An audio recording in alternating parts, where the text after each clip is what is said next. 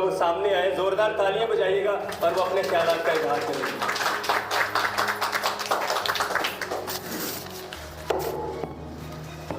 بسم اللہ الرحمن الرحیم۔ آج ہمیں پاکستان میں عورتوں کے مسائل کے حقوق کے بارے میں اور ان کے لمیٹیشن لگائی جو ہے اور اس کے حقوق جو اسلام نے دیے ہے اس کے بارے میں بتاؤں گی۔ سب سے پہلے میں ہسٹوریکل پرسپیکٹیو کی طرح اگر جاؤں تو بی بی حوا کے بارے میں یہ بتایا جا رہا تھا کہ اس کی غلطی کی وجہ سے ہمیں جنت سے نکالا گیا، اسی وجہ سے عورت کم تر ہے۔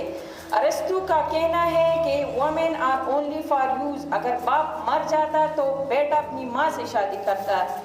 ہندو کے مذہب میں ستی کا ایک رسم تھا، جب شوہر مر جاتا تو بیوی کو اس کے ساتھ زندہ جلاتے۔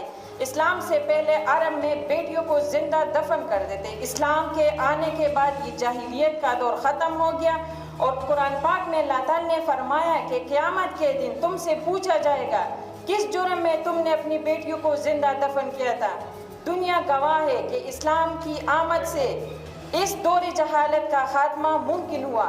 پاکستان میں عورتوں کو بہت سے مسائل کا سامنا ہے۔ سب سے پہلے اگر ہم دیکھیں تو ڈومیسٹک ایشو بہت زیادہ ہے، خاص کر اگر ہم بیکورڈ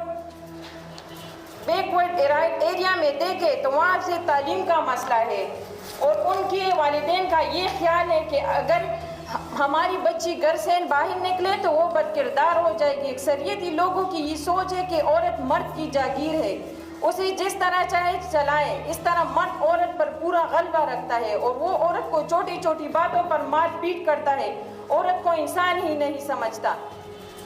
دوسرا مسئلہ یہ ماں باپ لڑکی کی شادی زور زبردستی کرا دیتے ہیں، چھوٹی عمر میں اس کی شادی کرواتے ہیں تو کبھی وٹا سکتا تو کبھی سوارا اور کبھی قرآن پاک سے شادی جیسے جاہلانہ رسموں کا شکار بنایا جاتا ہے۔ اکثر عورتوں کو شادی اس لیے بھی نہیں کی جاتی کہ کہیں جائیداد میں اسے حصہ نہ دینا پڑ جائے۔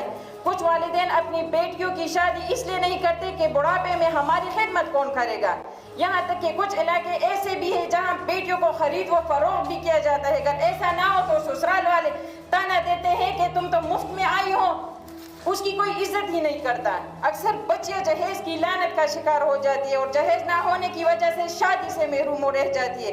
اکثریتی والدین کی سوچ یہ ہے کہ اگر بیٹی کسی اور گھر میں چلی جائے گی تو اس کو پڑھا لکھا کر کیا فائدہ، اگر وہ پرائے گھر میں جائے گی تو اس کی کوئی عزت ہی نہیں ہوتی۔ یقیناً عورت کے دماغ میں بار بار یہ احساس پیدا ہوتا ہے کہ آخر اس کا گھر کون سا ہے۔ کبھی غیرت کا نام لے کر اس عورت کو قتل عام کر دیا جاتا ہے۔ اگر عورت اکیلے گھر سے باہر نکلتی ہے تو ایسے کسی چھوٹے بچے کے ساتھ لے کر نکلتی ہے۔ اس عمل سے وہ اپنے آپ کو محفوظ تصور کرتی ہے۔ یقیناً اس قسم کے جارحانہ رویے اختیار کر کے عورت کو بار بار یہ احساس دلایا جاتا ہے وہ مرد کے مقابلے میں انتہائی کم تر ہے۔ یہاں تک کہ مرد کے مقابلے میں حکومتی سطح پر عورتوں کی تنخواہوں کا پیکج کم رکھا گیا ہے۔ عورت پر اتنی زیادہ پابندی لگانے سے عورت میں احساس محرومی جنم لیتا ہے۔ اسلام نے عورتوں کو بہت سے حقوق دیے ہیں اور ساتھ میں کچھ حدود متعین بھی کیے۔ عورت اور مرد کو ہر ایک سطح پر برابری کا درجہ دیا گیا۔ مثلا عورت کو تعلیم حاصل کرنے کا پورا حق ہے۔ حضور پاک صلی اللہ علیہ وآلہ وسلم عورتوں کو خود درس دیا کرتے تھے۔ اسلام نے مرد اور عورت کو ایک ہی عزت کا درجہ دیا ہے۔ حضور پاک صلی اللہ علیہ وآلہ وسلم اپنی بیویوں اور بیٹیوں کی عزت کیا کرتے تھے، ان کے ساتھ گھر کا کام کرتے تھے۔ جب حضرت فاطمہ رضی اللہ تعالیٰ عنہ آپ صلی اللہ علیہ وسلم کی خدمت میں حاضر ہوا کرتی، آپ صلی اللہ علیہ وآلہ وسلم اٹھ کر کھڑے ہو جاتے۔ اسلام نے عورتوں کو شادی کا حق دیا ہے اور اپنی پسند سے شادی کر سکتی ہے۔ حضرت فاطمہ رضی اللہ تعالیٰ عنہ کے لیے جب حضرت علی کا رشتہ آئے تو آپ صلی اللہ علیہ وسلم نے حضرت فاطمہ رضی اللہ تعالیٰ عنہ سے اس کی رضامندی پوچھی تھی۔ اسی طرح اسلام عورت کو وراثت میں بھی حصہ لینے کا حق دیتا ہے۔ اگر بیٹی چاہے تو اپنی مرضی سے حق معاف کر سکتی ہے ورنہ بالکل نہیں۔ اسلام نے عورت کو گواہی اور شہادت کا بھی حق دیا ہے۔ دو عورتیں ایک مرد کے برابر ہے کیونکہ عورت کی یادداشت کمزور ہوتی ہے تو وہ دوسری عورت سے پوچھ سکتی ہے، اس میں بھی عورت سے کوئی زیادتی نہیں ہے۔ اگر عدالت میں ایسی مرد سے سوال پوچھا جائے تو وہ کسی سے بھی مشورہ نہیں کر سکتا، اور اگر عورت سے پوچھا جائے تو وہ دوسری عورت سے جو گواہی میں شریکی مشاورت کر سکتی ہے، کوئی بھی اس کو روک نہیں سکتا، یہ بھی اس کی ایک عزت ہے۔ اسلام نے عورت کو حق مہر کا حق دیا ہے اور شوہر پر لازم کر دیا کہ جب بھی عورت حق مہر مانگے اسے اس کا حق دیا جائے گا۔ عورت کو خلا لینے کا حق حاصل ہے۔ اگر عورت اپنی شادی سے خوش نہیں ہے اور شوہر اس پر ظلم و زیادتی کر دے، اسے مارتا پیٹتا ہے، تو عورت کو خلا لینے کا حق حاصل ہے۔ اسلام میں مرد اور عورت کو سزا بھی برابری کی سطح پر ملی ہے، لیکن اس میں کچھ حدود رکھیے۔ مثلاً عورت کی تلاشی، عورت کی گرفتاری فیمیل کانسٹیبل ہی کر سکتی ہے۔ جب تک عورت پر ظلم ثابت نہ ہو، کسی بھی قسم کی انویسٹیگیشن کے لیے اسے سورج نکلنے سے پہلے اور سورج غروب ہونے کے بعد تانے میں انویسٹیگیشن کے لیے نہیں روکا جا سکتا۔ عورت کاروبار کر سکتی ہے کیونکہ حضرت خدیجہ رضی اللہ تعالیٰ عنہ خود تاجر تھی۔ عورت کو آزادی اور زندگی گزارنے کا حق ہے۔ اس طرح اسلام نے عورتوں کو حدود میں بھی ان کے فائدے کے لیے ان کو رکھا ہے۔